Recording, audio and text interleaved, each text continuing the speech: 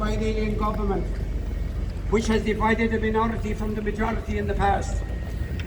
Until our Arabs have brought the opportune moment for the establishment of a permanent national government, representative of the whole people of Ireland and elected by the suffrages of all their men and women, the provisional government hereby constituted will administer the civil and religious military affairs of the Republic in trust for the people.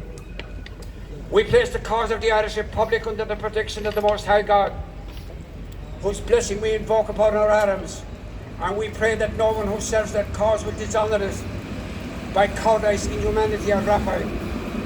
In this supreme hour the Irish nation must by its valour and discipline, and by the readiness of its children to sacrifice themselves for the common good, prove itself worthy of the august destiny to which it is called.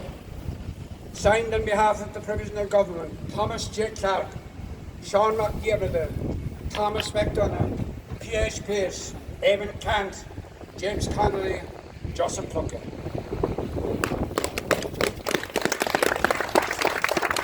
Obviously, Chicago, I'll hand you over to the ceremonial officer of the Irish Republican Brotherhood to carry out the ceremony of the turning of the seal. For those who don't know, the Irish Republican Brotherhood comes out of the disaster of the famine. It's formed 10 years later in 1858.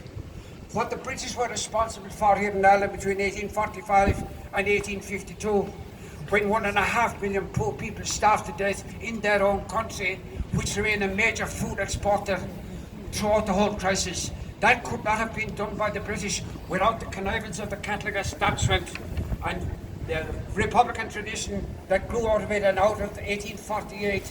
We represent that today. And unless there is a reawakening of the Irish people, and unless those who know what's going on and who love their country don't come off the fence for the Irish people, the historic Irish people, Protestant, Catholic and the centre, it will be all over.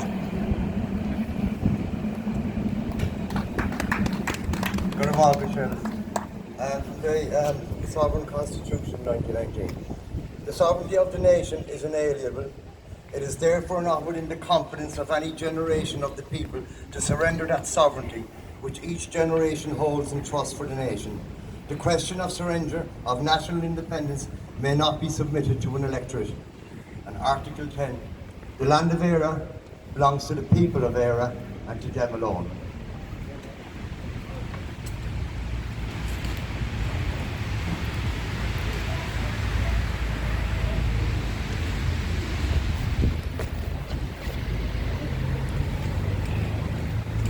Sovereign Republic of Éire, January 21st, Anno Domini 2026. To the sovereign people of Éire, I, the Sovereign Garrod Donovan, will elevate and turn from this centre, the Mansion House, Dublin, the Sovereign Seal of Éire, Anno Domini 12 strings, a Celtic Christian symbol and ethos, from the rising sun to the setting sun, from north to south, and from east to west, from wrong to right, from evil to good, and from pagan to Christian to sovereign, as in the 1916 proclamation. And I claim sovereignty over all the elements, earth, air, fire and water, and all therein and all thereof, on behalf of the sovereign people of Éire and the sovereign Republic of Éire, man's intellect and reason.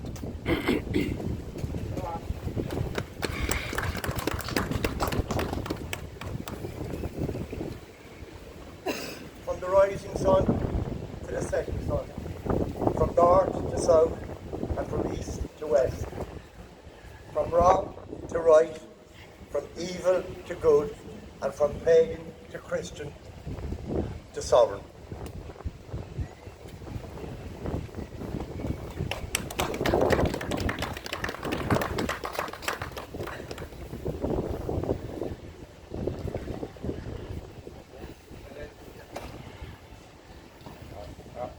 I'd like to thank everybody who showed up.